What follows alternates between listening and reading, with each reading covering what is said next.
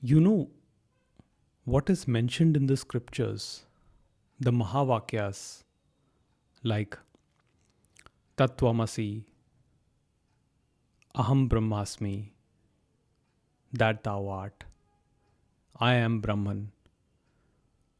All these things were basically the result of a deep understanding which happened over ages. It was the culmination of everything. It was the end point where this realization came to the sages.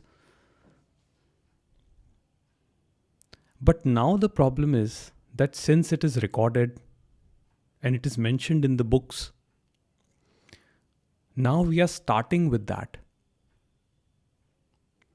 So when we say, I am Brahman, Aham Brahmasmi, then we are actually starting with the conclusion. We are assuming Brahman to be an object of our experience. And somehow we feel that by chanting, I am Brahman, like an affirmation, that through this relentless effort, we will come to this great understanding, which will bring about a great ecstasy or a permanent blissful state.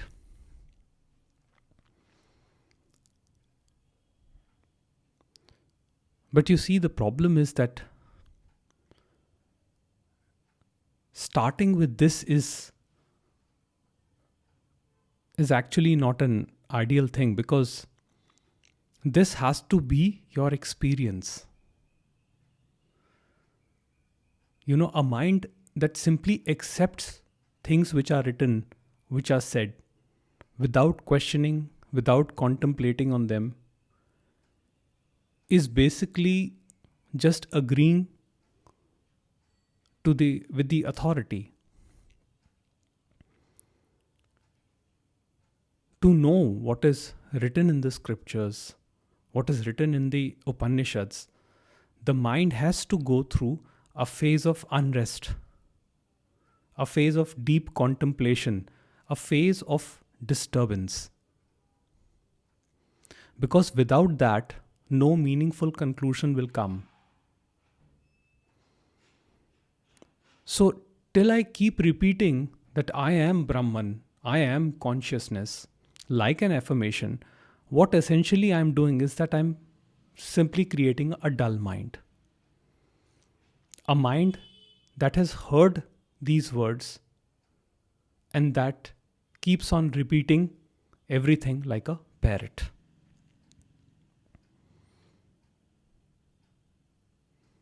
You see, Brahman or consciousness or pure awareness or source, whatever name you give it, if you are objectifying this reality, then what you are doing is that you are just creating another object of fascination. And by repeating I am Brahman, you are deliberately retaining a separation between you and the reality. So a conditioned mind is not capable of knowing reality. A mind that is full of prejudices, a mind that is highly conditioned, the mind that has likes and dislikes, a mind that operates from a filtered perception, is not capable of seeing reality. To see the reality, there has to be a total vision and not a peripheral or a filtered vision. Only in total vision can one see things the way they are. Otherwise, if the conditioning is dominant, one would only project an attribute to an object and make that object something of personal desire. So when I say that I am Brahman, for me, Brahman has become an ideal state, something very high to attain. And that itself creates separation. So when I say I am that, I am doing the same thing. Even the cockroach on the road is that. So we don't say I am the cockroach.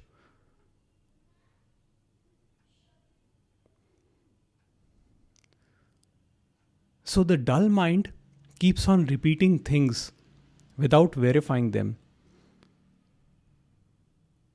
But when we contemplate on the subject and clearly admit that we are not able to understand it, then there is a possibility of exploration.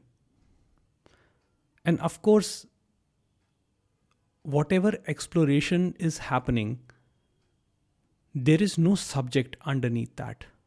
But the subject will try to reinforce its existence.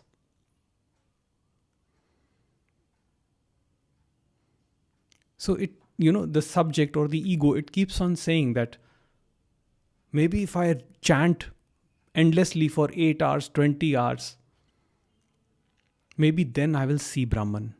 Maybe then I will experience the pure consciousness. Or maybe if I attend more non-duality lectures or satsangs, maybe if I read more books, maybe if I read I am that 100 times, maybe then it will come.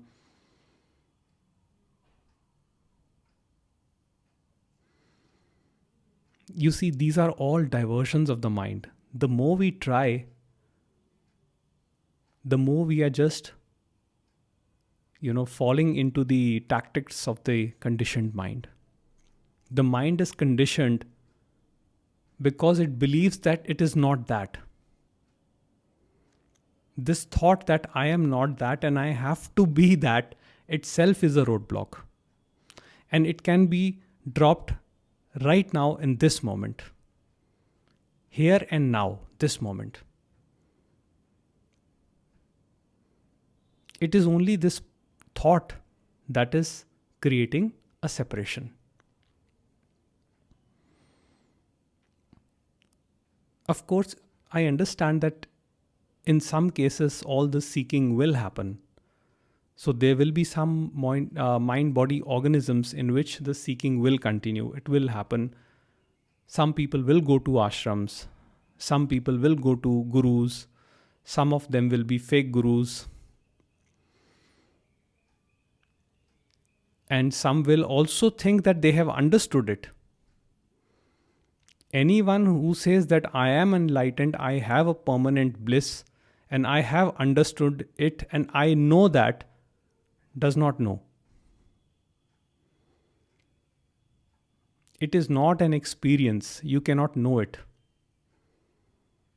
You can be it, but you cannot know it. And there is no easy way to communicate it in words.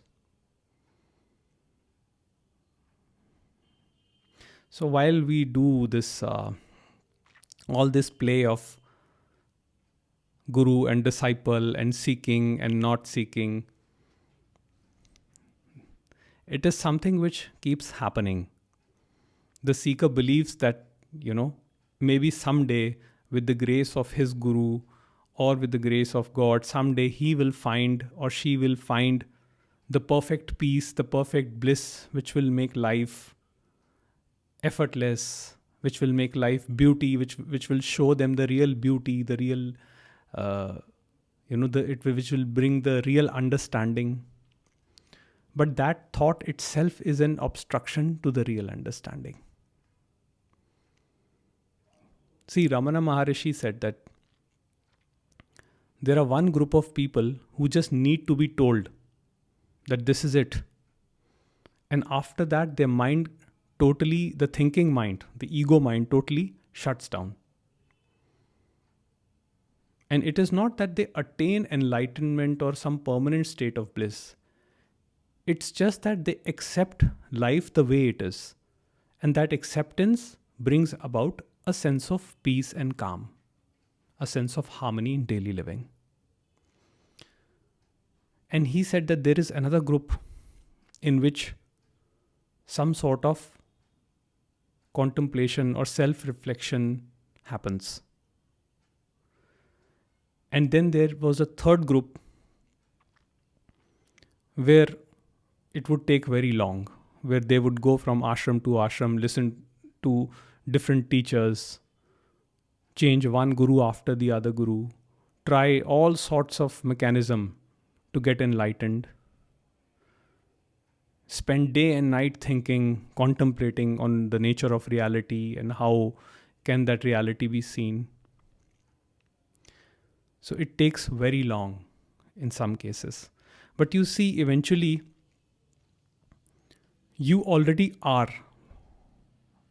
what you want to be. You are not separate from it. That is what Ramana Maharishi said. Only the thought that I am not that separates you from the reality. So all the sadhana, the meditation, the endless hours in contemplation, all that is a happening which precedes self-realization. But it is not that the sadhana or the meditation is responsible for self-realization. If there was one tried and tested method to achieve enlightenment,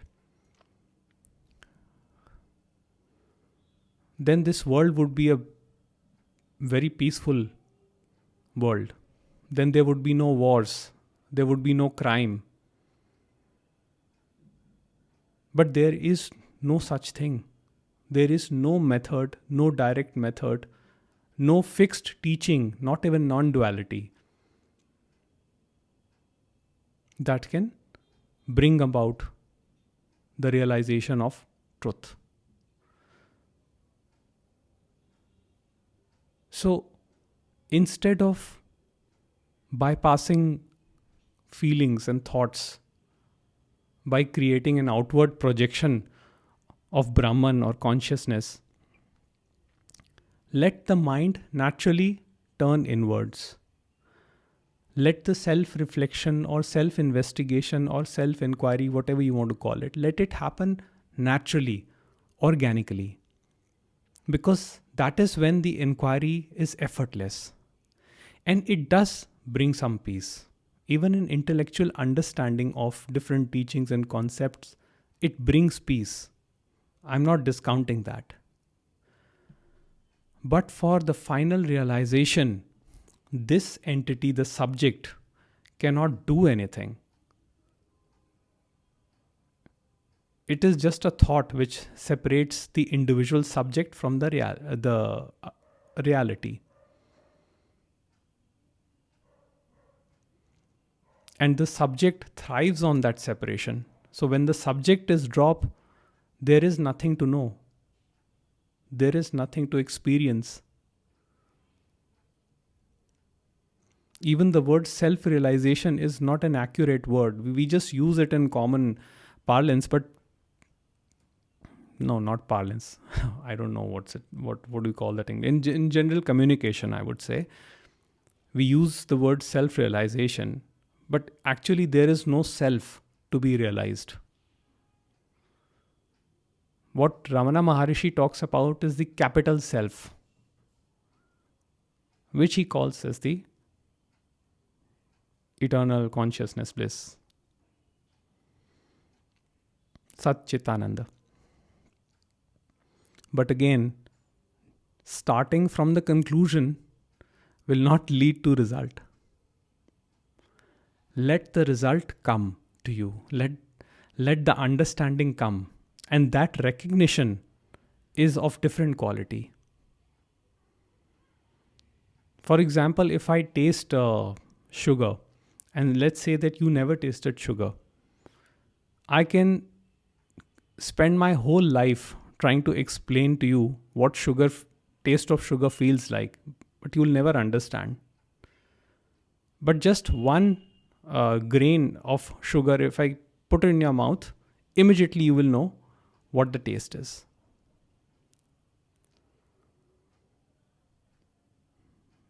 Similarly, I can keep talking about the nature of ultimate reality, and it does bring some peace to the individual. But ultimately, it is only through your personal experience that you will get to know what the reality is. So, anyone who claims that they can give you the truth, you need to be very careful of that. The truth has to come through your own personal experience. Because if you live with a borrowed idea of truth, then that can create a lot of suffering. That can make life quite painful. And there is a marketplace outside filled with all kinds of gurus, and a lot of shady business goes on in the name of spirituality, where the guru claims that they can give you something you do not have. The guru says that I have it, you do not have. So you come to me and you serve me, and then you will get it.